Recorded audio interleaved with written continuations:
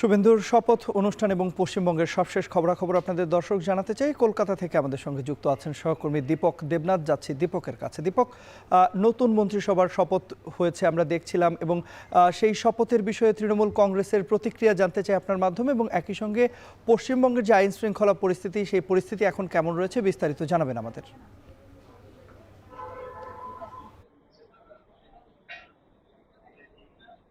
দেখুন, পশ্চিমবঙ্গের আইন শৃঙ্খলা পরিস্থিতি যদি বলতে হয় তাহলে একদম ঠিক আছে, কারণ গত কাল থেকে আমরা দেখেছি যে এই শপথ গ্রহণ অনুষ্ঠানে প্রধানমন্ত্রী নরেন্দ্র মোদী থেকে একাধিক নেতা নেত্রী আসছেন, দিল্লি থেকে আসছেন, বিভিন্ন রাজ্যের মুখ্যমন্ত্রীরা আসছেন। তো স্বাভাবিকভাবে একটা কঠোর নিরাপত্তা রয়েছে, এবং আইন শৃঙ্খলা রাজ্য পুলিশের যেটি অভিমত সেটি হচ্ছে যে আইন শৃঙ্খলা একদম শান্তপূর্ণ আছে, মানুষকে শান্তি রাখার একটা আবেদন জানানো হয়েছে, এবং সেই মতন এখনো পর্যন্ত গত দুদিন ধরে কোনো রকম অশান্তি, কোনো রকম গন্ডগোলের খবর কিন্তু আমরা পাইনি, যেটা ভোট গণনার পর আমরা গত দুই একদিন ধরে আমরা সেটা দেখেছিলাম।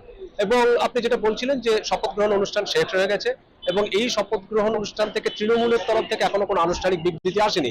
যদিও এই শপথ গ্রহণ যখন শুরু হচ্ছিল ঠিক সকালের দিকে দলের মুখপাত্র এবং যে পরাজিত প্রার্থী কুণাল ঘোষ, তিনি একটি মন্তব্য করেছিলেন। তিনি বলেছিলেন যিনি যে একটা নতুন সরকার আসছে, নতুন সরকার গঠন হচ্ছে, এই নিয়ে আমাদের কিছু বলার নেই। তারা যাতে রাজ্যবাসীর যাতে কল্যাণ করে, রাজ্যবাসীর যাতে কল্যাণে ব্রতী হয়, সেই দিকটাই তারা যেন দেখে, এর বেশি কিন্তু তিনি বলেননি। কিন্তু বিষয়টি হচ্ছে যে এই শপথ গ্রহণ অনুষ্ঠানে তৃণমূল নেত্রী বা সাবেক যে মুখ্যমন্ত্রী মমতা ব্যানার্জি সহ তৃণমূলের শীর্ষ কয়েকজনকে আমন্ত্রণ জানানো হয়েছিল, কিন্তু তারা কিন্তু উপস্থিত হননি। তাদের আজকে যেহেতু একটা কবিগুরু রবীন্দ্রনাথ ঠাকুরের জন্মদিন, সেই জন্মদিন উপলক্ষে এই শপথ গ্রহণ অনুষ্ঠান, সেখানে মোদী থেকে শুরু করে প্রধানমন্ত্রী থেকে শুরু করে একাধিক মন্ত্রী ছিলেন।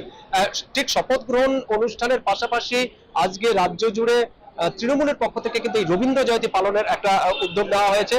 কিছু কিছু জায়গা হবে, এবং মূল যে অনুষ্ঠানটা হবে সেটা কিন্তু কালীঘাটে হবে। কালীঘাটে মুখ্যমন্ত্রীর যে বাড়িতে, সেখানে একটা ছোট্ট করে রবীন্দ্রনাথের যে রবীন্দ্রসঙ্গীত বা রবীন্দ্র নৃত্যের একটা অনুষ্ঠান করা হয়েছে, যেখানে নীন্দ্রনীল সেন সহ অনেকেই গান গাইবেন। সেখানে মুখ্যমন্ত্রী মমতা ব্যানার্জি থাকবেন, তার যে ভাতিজা দলের সাধারণ সম্পাদক অভিষেক ব্যানার্জি থাকবেন।